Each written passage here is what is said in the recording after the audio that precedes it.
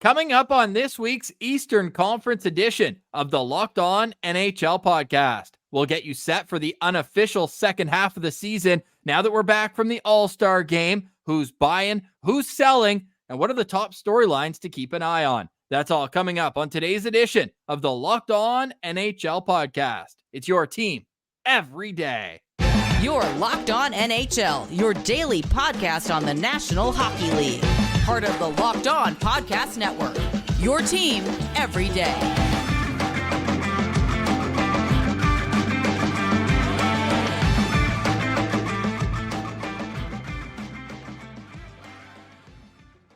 Hello and welcome in to the first of many trade deadline preview shows. Look, we're just over a month away from the trade deadline, so it is time to discuss transactions, what could be, and what has already happened. I'm Ross Levitan from Locked On Senators, alongside my good friend Mike DiStefano from Locked On Toronto Maple Leafs. Today's episode of Locked On NHL is brought to you by FanDuel. Make every moment more. Right now, new customers get $200 in bonus bets if your bet of $5 or more wins. Just visit FanDuel.com/LockedOn to get started. Today is Wednesday, February 7th, and Mikey, the second half unofficially begins. What is the number one thing you're keeping a close eye on? I mean, keeping an eye on a lot of stuff. If we're going to keep things tight, close to home, obviously, as the host of Locked On Leafs, I'm keeping an eye on that team. And if they can, figure out what their woes have been. There was a quote today from the head coach, Sheldon Keefe, about how the team has only really played to their potential 50% of the games. And I mean, I would agree with that. And it's a lack of consistency that really has plagued this team over the course of the year. So can they find that level of consistency moving forward? Is Ilya Samsonov a starter? Is he back to what he was a season ago? Can Joe Woll return and play some, good hockey to get this team to where they need to go? So from a Toronto perspective, that's kind of what I'm focused on. But elsewhere, I think I'm taking a look at... Before you get to elsewhere, did I hear Sheldon Keefe call his team a bunch of Pee-wee players last night? Yes. Well, kind of. He said that there was a play against the Islanders. They were on the power play, and a guy coming out of the box at the end of the power play didn't get picked up. Got in behind the defenseman and ended up scoring on the right away, and ended up regaining the lead after the Leafs had just tied the game. So it was a bit of a tough sequence there. And yeah, basically he said that's Pee-wee stuff. You can't let guys get behind you like that when you are, getting off of a power play. You got to be aware of that stuff. That's Pee-wee hockey stuff. So it was in reference to that play there, which, it was a bit of a tough play for sure. You hate to see stuff like that. You just go and maybe try and build a bit of momentum. They scored at 4-4, then didn't score on the power play, but they got scored on directly afterwards. So Sheldon Keefe, none too pleased about that. And then followed up today, basically doubling down and just saying, look, this team has not been consistent. Like, they've only played up to their potential 50% of the time. The quote, I got the full quote here. He said, quote, "We've got a good team here. We've got a good players. As a coaching staff, we need to do a better job with them and work with them and help them recognize our own goal in getting the team to play to its potential." And I think we've done that, I would say, about 50% of the games. We've been really good. That's not enough. That's not enough in the NHL, which I appreciate that kind of quote, because I would agree. There's been many no-show games for this team and for a lot of these players. So for Sheldon Keefe to come out and say that, I guess is nice. But, I guess I'll ask you as an outsider, you're 50 games into a season. You would think that you already know, well, not only just 50 games, you're into your fifth year as the coach of the team. You would think you would know how to press the buttons to get the most out of these guys, no? He's tried to do this more than once, though. Like, he's called out his top guys often. Yep, and you get about a couple of weeks out of them, and then they kind of fade again. And then he's got to push their buttons and give them a little kick in the pants, and they fade again. It's the same story with the Maple Leafs year after year, and it's a chicken or the egg, right? Is it the players or is it the coach? Which needs to change? They decided to go back to the well with the same nucleus this offseason. They got rid of Kyle Dubas.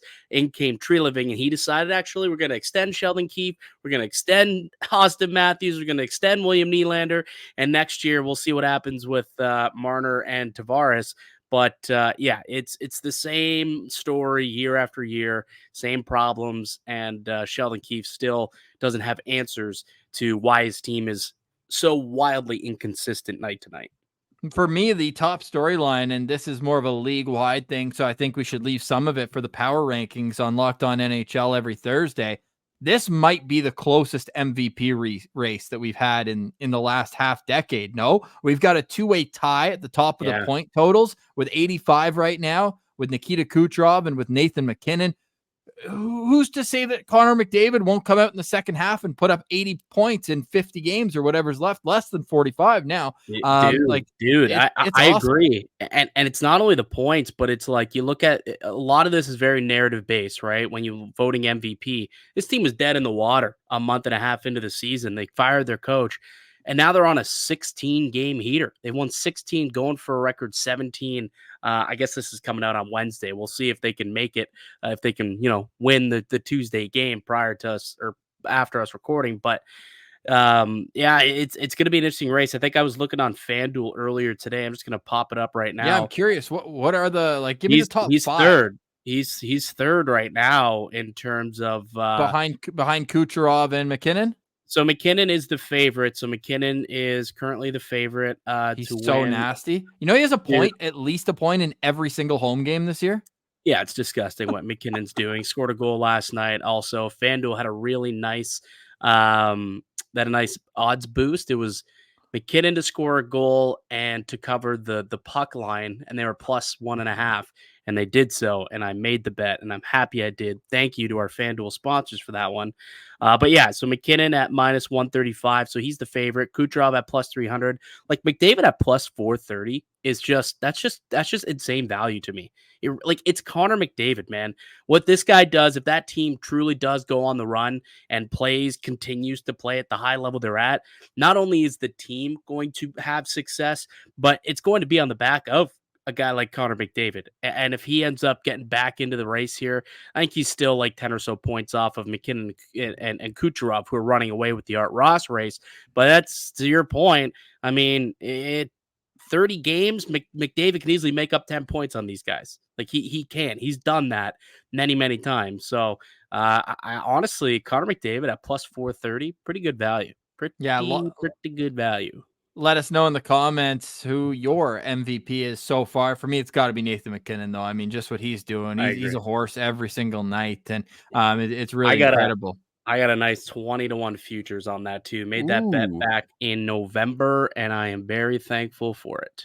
Nice. We always start the Locked On NHL Eastern Conference show discussing our own teams in the first segment. So the Leafs, obviously, they're pushing towards a playoff spot. It would be shocking, really, if they weren't able to get things together enough to make it, even though they do sit in a wild card spot entering Tuesday, February 6th play. 58 points, tied with Detroit. Toronto does have 2 games in hand there. So the Atlantic Division, 5 playoff spots right now, both Toronto and Detroit, the teams there. But the Islanders got 2 points closer.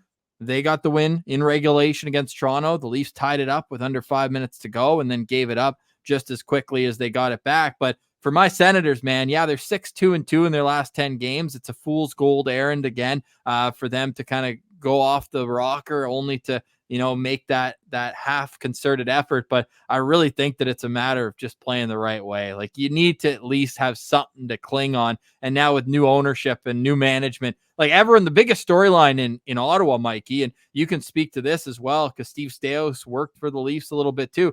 Like, this is still Pierre Dorian's team.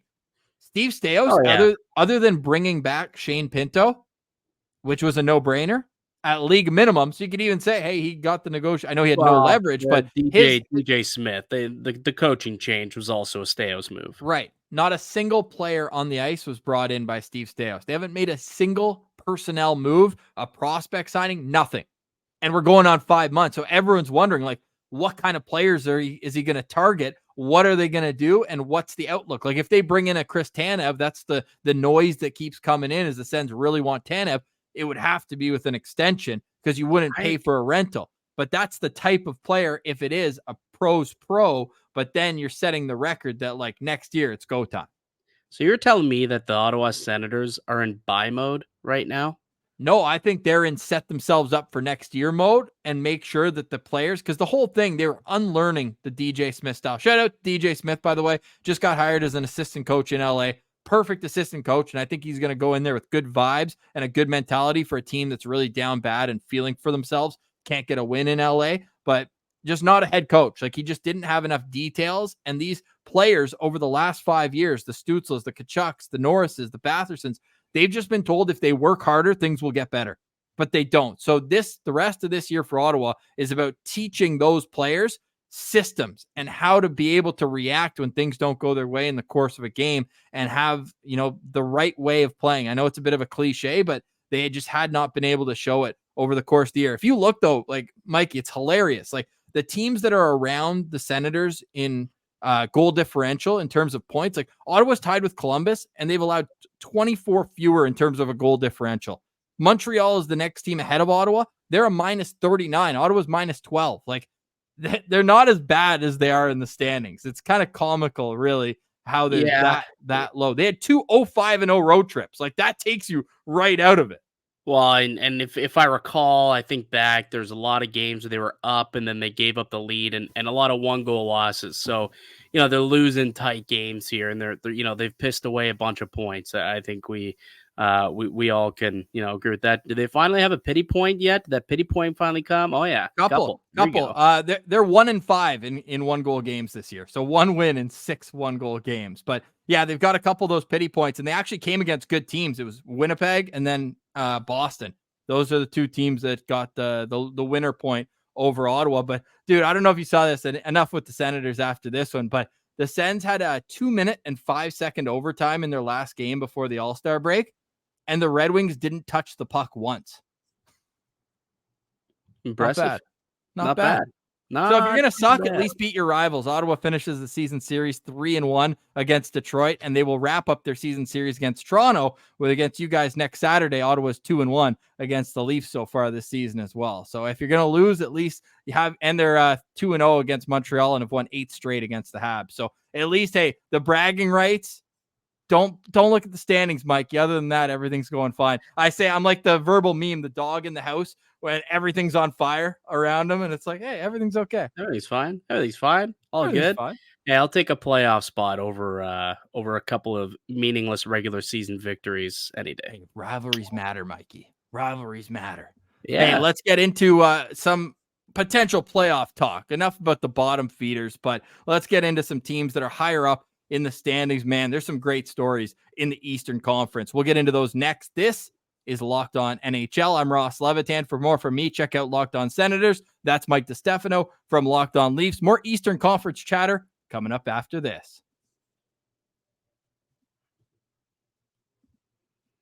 Today's show is brought to you by FanDuel. Happy Super Bowl to all who celebrate from FanDuel. It's North America's #1 sports book. If you're like me, Super Bowl Sunday is all about scoring the best seat on the couch, grabbing your favorite football snacks, and placing some super bets. FanDuel has so many ways for you to end the season with a W or 2 or 3.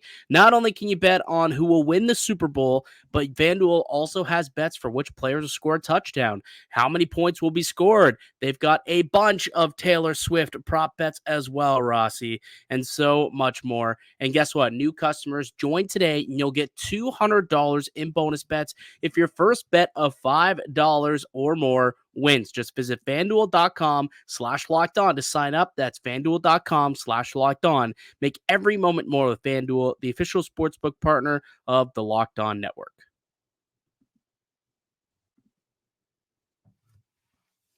Welcome back, Locked On NHL. Mikey, I just got to say, because you're throwing darts at me for the Senators where they are in their standings. You know they have 1 less regulation win than the Toronto Maple Leafs this year? 1 less.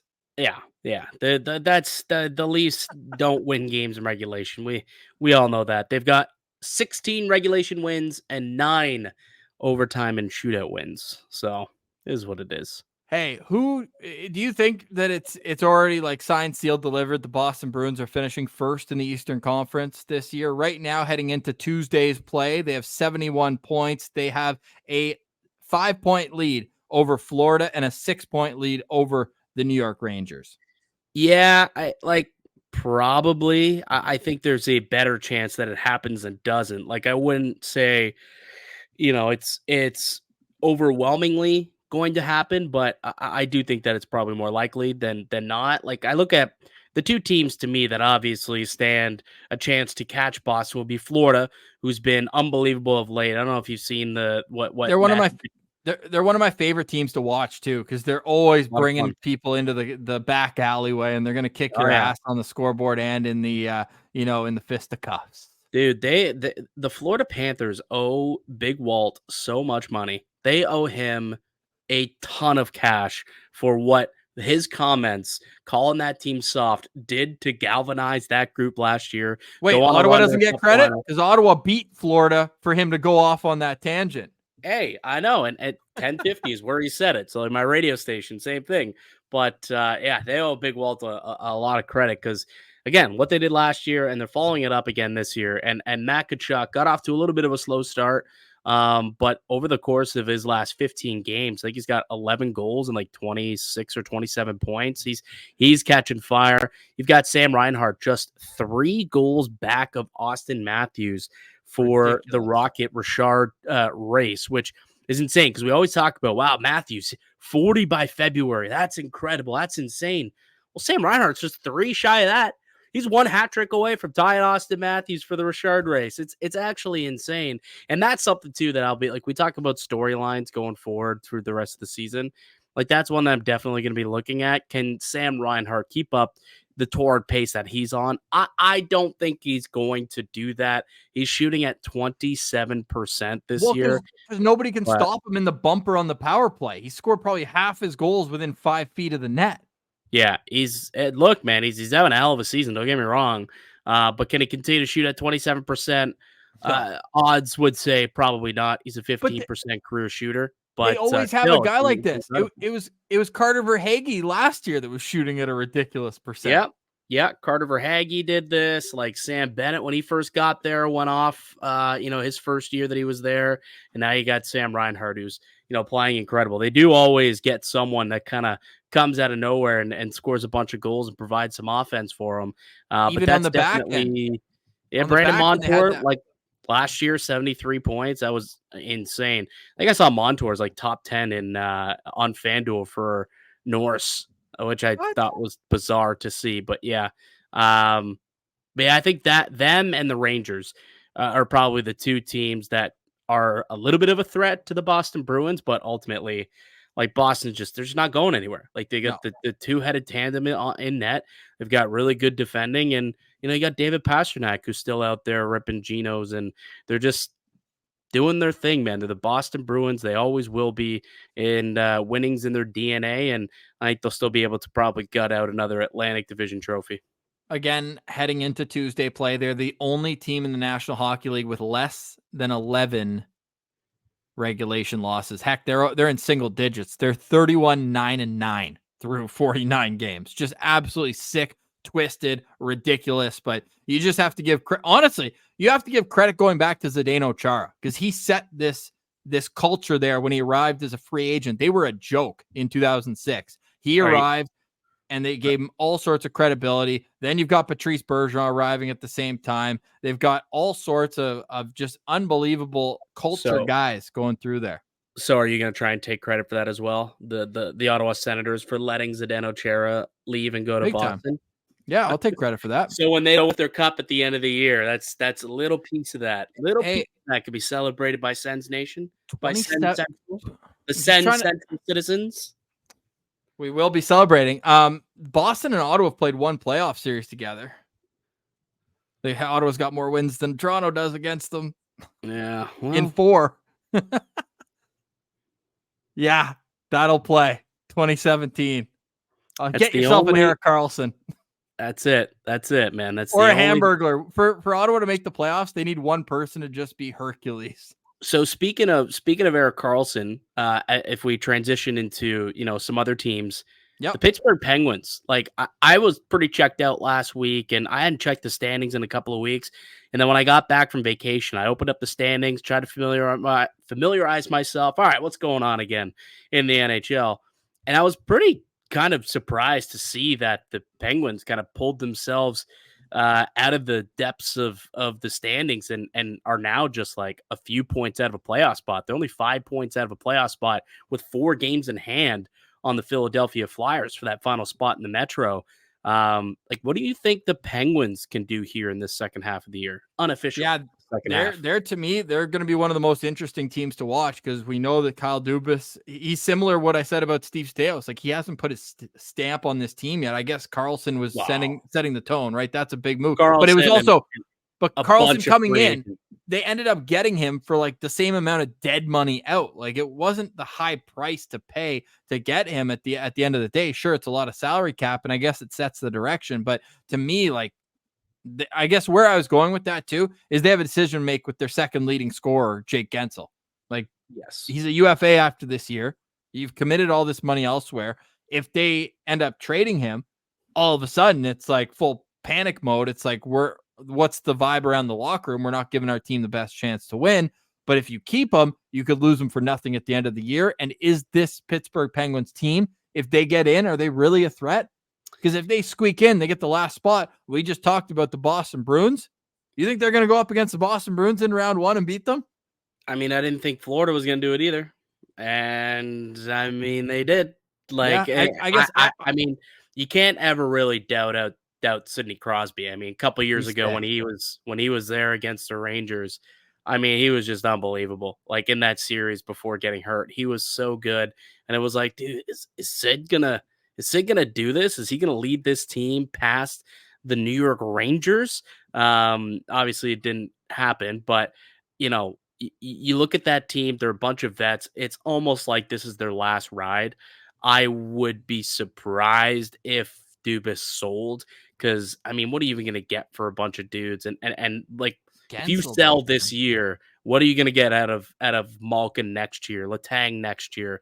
Like what are they going to be as players? Like, this almost feels like this is kind of their last dance. Like, it really, really is. So if you move on from Gensel, one of your actual younger players who would be good for you for the future, I don't know what you're going to have in a team next year. So it's like, if you're Dubas, if you're ownership in Pittsburgh, if you're Sidney Crosby, it's, hey, we got to go for it. And if that means losing Gensel, you know, to for nothing at the end of the year, whatever. But we can't afford to sell this guy off and then, you know, completely punt basically on the season. I just don't see that happening. I think they're going to be active at the deadline. Dubas coming from Toronto, he's always pretty active. I think he'll be quite active to try and add some pieces there in Pittsburgh. Yeah, it'll be interesting to see. I still have him on the outside looking in. I know I took some heat from that in the preseason. I didn't trust Tristan Jarry. Look, he's got a .913 save percentage. I think he's played pretty well versus the expectations I have. He's known to have a few stinkers here and there, but he's also been dialed in. He's had 6, quote, really bad starts, which is when you have a save percentage below 85% in a single game. But then he's had a 19 quality starts where he's stolen a few games as well. So I think they've actually kind of, like, Nedeljkovic is the better goalie in terms of win-loss record this year. Tristan Jarry is actually 13, 14, and 4.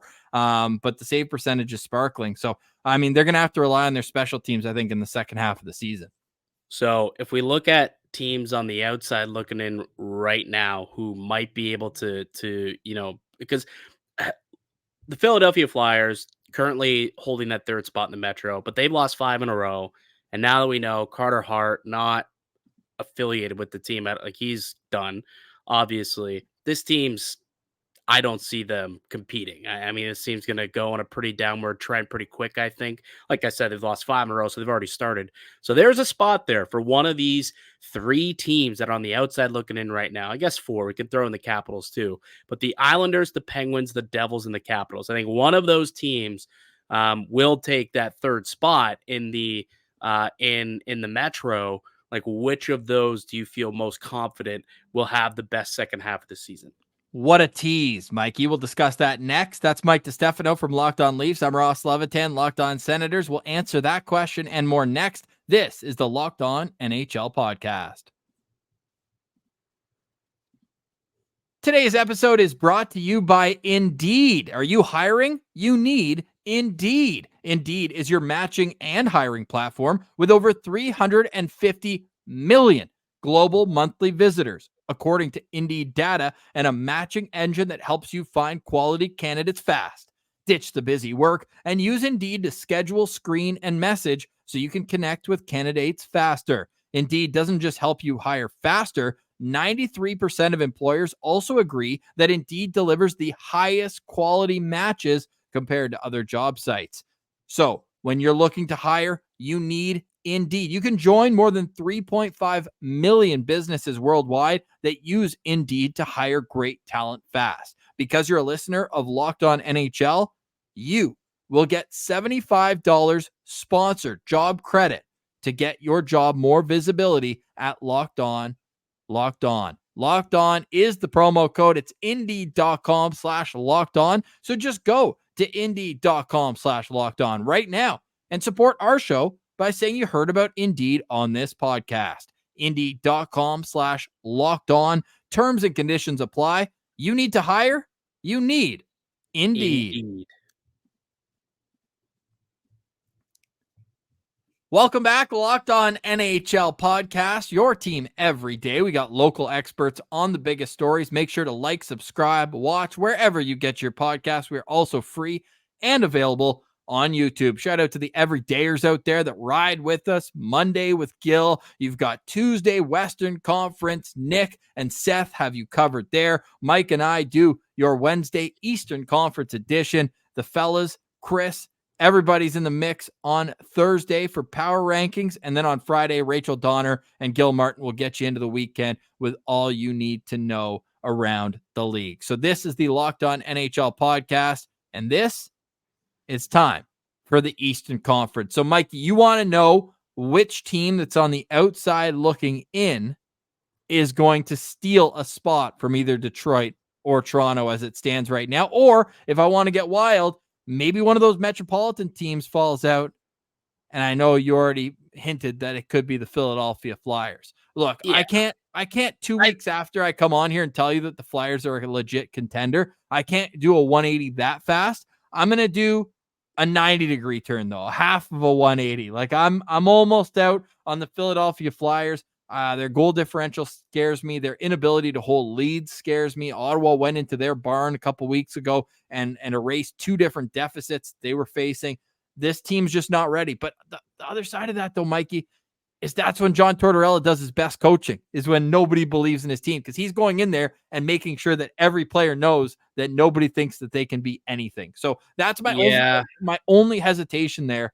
But got to get a save, man. And look, Samuel Erson's going to do his best, his absolute best to try and, be the best he can be to be a starting goaltender in the NHL. But I don't think he's there yet. Like he just burst onto the scene, and ultimately I don't think that he's capable of doing the job that they're going to need him to do if they want to continue to be playoff caliber team. And you look, man, like they've lost the last 5 games and they've gotten dummied. So I think it's a team that's going south and going south quick. So I personally, and they've played 50 games. Both New York or New Jersey has 3 games in hand. The Penguins have 4 games in hand. Washington has 3 games in hand. Although Washington now, at the Kuznetsov news, they may be a team that kind of goes downward pretty quickly too. And then the Islanders are just 2 points back, and they've played the same amount of games there. So I don't like the odds of the Flyers, holding a playoff spot here. I probably would say that Toronto and Detroit have a better chance to hold one of those wild card spots than Philly does to hold that 3rd spot in the Metro. Yeah, I think that's fair. And I'm on the side that I think Detroit's going to come back to reality here. I know they had such a hot month. They've been hot and cold all year. And you know what? I've squatted on that take, so I'm just going to stick with it, whether I'm right or wrong. To give you an answer, I think the Islanders get into the playoffs. I think they're too much of a veteran team. And Patrick Waugh has been known as like a structure coach, but he's also, and you saw him in his post game the other night in Toronto, where like he is really kind of elevating the confidence of Matthew Barzal, calling him a legit star player in this league. I think coaches in the past, whether it's Barry Trotz or Lane Lambert they've tried to make Matthew Barzal into a player that he's not, where I think that Patrick Waugh is he's going to focus on structure, I think, as a team as a whole, but I think he's going to let Barzal spread his wings like an eagle, as he called him last night. I think he's going to produce a ton of offense for them down the stretch. And obviously, like, they were in Toronto last night. I watched the game, and he was the best player on the ice.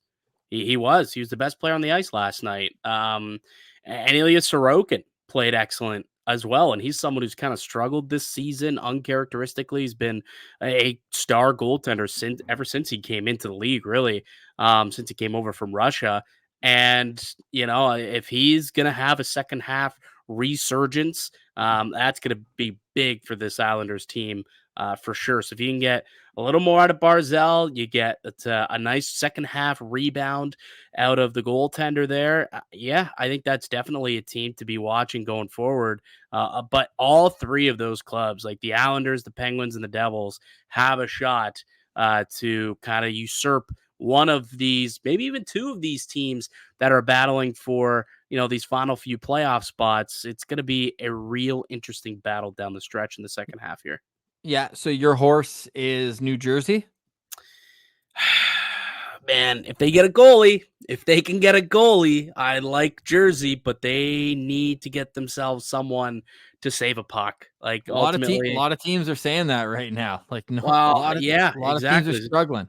It's true. I mean, same thing out in LA, right? Like Cam Talbot, woohoo, he was great All-star. for the first couple of weeks.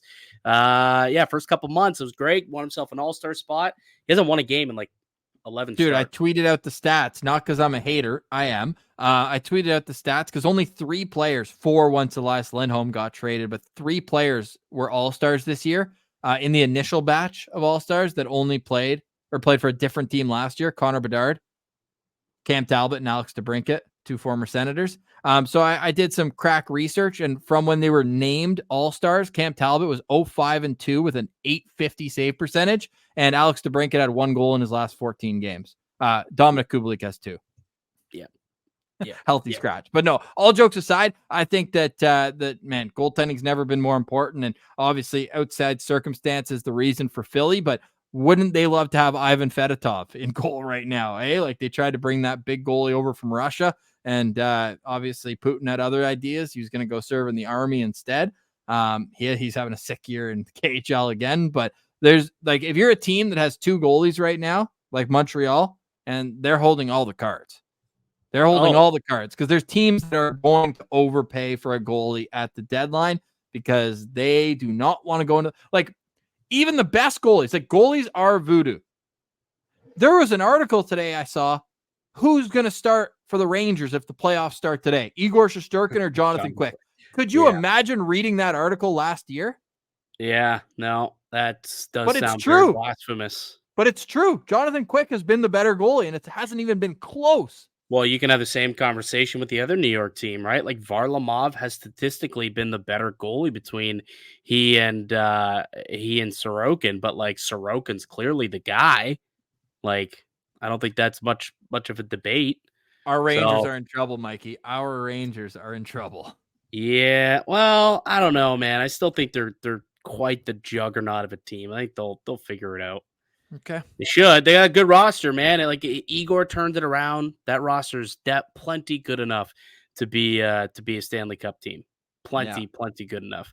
I was just thinking Elvis Merzlikins is another guy coming off of a shutout in his last game against the St. Louis Blues. I wonder if he's somebody that teams take a peek at potentially. You mentioned Montreal, like Jake Allen. Are teams gonna look there, or maybe they pay up for Sam Montembeault potentially? The problem is, Montembeault just signed an extension. So I know. I feel like they want him, but like the problem with Merzlikins is who's fitting over $5 million for a 3-year term in mid-season. They got to eat half that for sure. Like, for 3 years. Oh, they have to. I mean, they're not going to be competitive anyways. Right. Like, yeah. I still can't believe they gave Branson 4 years at $4 million per. Yeah, well, yeah, no, that was absolutely mind-numbing. Who else out there? Mackenzie Blackwood out in San Jose. He's having a great year. He is. Yeah, like he's definitely a guy that, like, Jersey could use him for sure. I think there's a bunch of teams that could look at him. Potentially, LA could look at Mackenzie Blackwood. So many teams look so dumb that they didn't pull the trigger for whatever the cost was for Hellebuyck before he re-signed. What a stud. I know.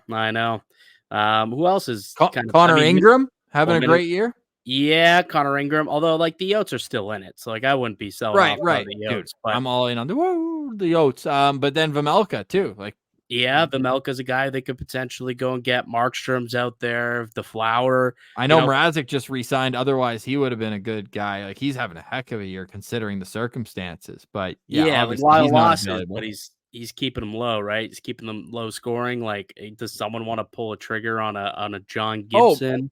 Markstrom is the other name. Yeah. But it would have to be the right circumstances. There's a lot of names out there, but are teams going to pay the price, and can they fit those cap? Can they fit it within their cap structure? Well, those are the big questions, I guess, that we have, and we'll have to try and teams in the NHL, general managers will have to try and get that all sorted out, because if there's one thing that I have known about this league, and you look at all the coaches that have been fired recently, had another one this past weekend with Tom McClellan. If you go and you take a look at what the goaltenders have done for all those squads, the answer is diddly squats. They've been detriments to their team. You need goaltending to win in this league, at least average goaltending to win in this league. And there's a couple of contenders out there that are hoping to make a push that aren't getting league average goaltending, and they should definitely look to try and improve between the pipes. But again, that's we could just talk about it. Those GMs have to go and make it happen. That's Mike DiStefano. More from him on Locked On Maple Leafs. I'm Ross Levitan. You can find me on Locked On Ottawa Senators. And Mikey, we are 4 weeks and 2 days away from the time of recording. If you're listening to this on Wednesday, 4 weeks and 1 day away. So we'll have plenty of time to break down the trade deadline coming up. Who's going to win the arms race heading into the stretch run? We'll have plenty of time to discuss that. But for now, we hand it off to Power Rankings Thursday here on the Locked On NHL podcast. It's your team every day.